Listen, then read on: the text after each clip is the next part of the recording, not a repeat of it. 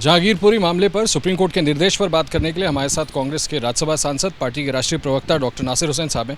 Doctor साहब, supreme court ने कहा है 2 हफ्ते के लिए इस पर रोक लगा दी है, सभी को नोटिस किए गए हैं, 2 हफ्ते बाद इसकी सुनवाई होगी। देखिए, अभी जिस तरह से सुप्रीम कोर्ट इंटरवेन करके स्टेटस को का ऑर्डर दिया है, यही हम लोग डे 1 से हम कह रहे थे कि किसी भी व्यक्ति के खिलाफ या किसी भी समुदाय के खिलाफ या किसी भी एरिया में बिना कोर्ट के ऑर्डर्स, बिना कोई लॉ, बिना कोई रूल के तहत आप किसी पे बुलडोज़र नहीं चला सकते, किसी घर, किसी का दुकान के ऊपर बुलडोज़र चला नहीं सकते। लेकिन यहाँ पे पैटर्न हम क्या देख रहे हैं, देश भर में क्या हो रहा है। रामनवमी के दिन हम देखा गया है, हनुमान जयंती के दिन देखा गया है। एक सेट पैटर्न, एक सेट मोडस ऑपरेंडी है। आप एक किसी खास समुदाय के लोग जहाँ पे रहते हैं वहाँ से जुलूस लेके जाओ, तलवार, लाठी और पता नहीं क्या क्या भाले हाथ में रहते हैं, प्रोवोकेटिव स्लोगन, प्रोवोकेटिव गाने, प्रोवोकेटिव भाषण चलते रहते हैं। उसके बाद पथराव होता है, पथराव किधर से होता है, कौन करते हैं पता नहीं। उसके बाद तुरंत जो है अगले दिन बिना कोई इन्वेस्टिगेशन, बिना कोई अरेस्ट, बिना कोई जजमेंट अचानक बुलडोज़र आता है, उनके घर और उनके दुकान के ऊपर से बुलडोज़र चलाने का काम करते हैं।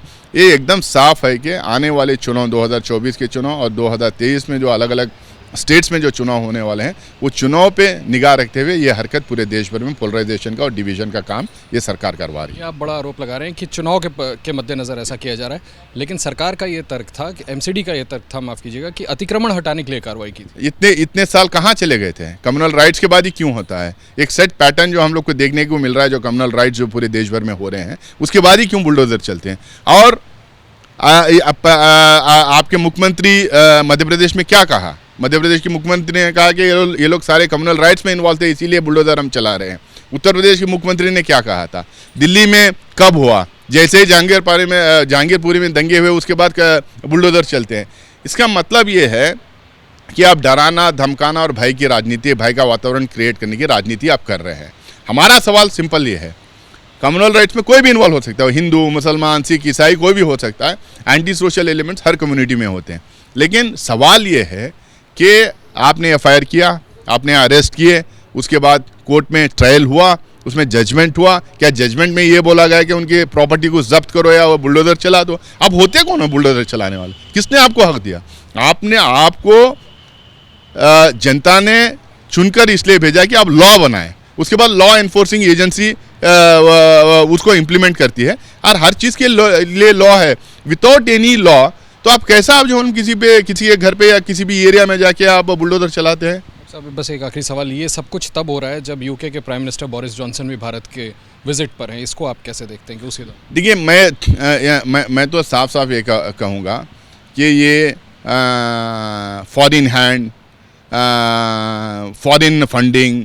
मेरा कहने का मतलब था कि आपको नहीं लगता कि भारत की बदनामी? नहीं, मैं ये कह रहा हूँ, ये मतलब हर चीज़ पे क्या होता है, फॉरेन हैंड, फॉरेन फंडिंग, नहीं तो भारत की बदनामी। इंटरनेशनल फोरम्स में अगर कोई उठा रहा है तो उसमें भारत की बदनामी हो रही है। या नहीं तो किसी देश के प्राइम मिनिस्टर या प्रेसिडेंट हिंदुस्तान को आ रहे हैं तो जब बदनामी हो रहे हैं। आपको एकदम साफ कहूँ कि हम डिजिटलाइज्ड वर्ल्ड में हैं, हम ग्लोबलाइज्ड वर्ल्ड में हैं। चाहे कोई आए या ना आए, चाहे किसी फोरम में हम बात को कोई लेके जाए या ना जाए, पूरी दुनिया को पता चल जाता है कि कहाँ क्या हो रहा है।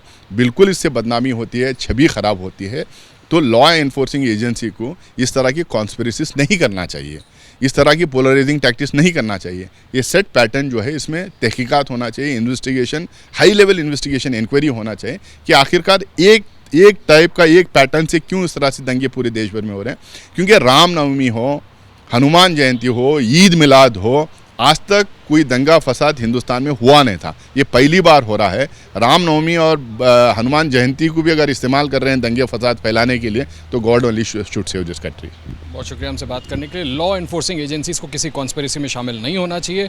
कांग्रेस के राष्ट्रीय प्रवक्ता का ये बयान, और उनका कहना है कि जब भी इस तरह की कोई कार्रवाई होती है तो बगैर जजमेंट के कम से कम इस तरह का कदम नहीं उठाया जाना चाहिए था। और बिल्कुल सीधा आरोप कि 2024 के लोकसभा चुनाव और आने वाले विधानसभा चुनाव को देखते हुए इस तरह की साजिश रची जा रही है। कैमरामैन हेमंत के साथ आशीष कुमार सिंह, एबीपी न्यूज़, दिल्ली।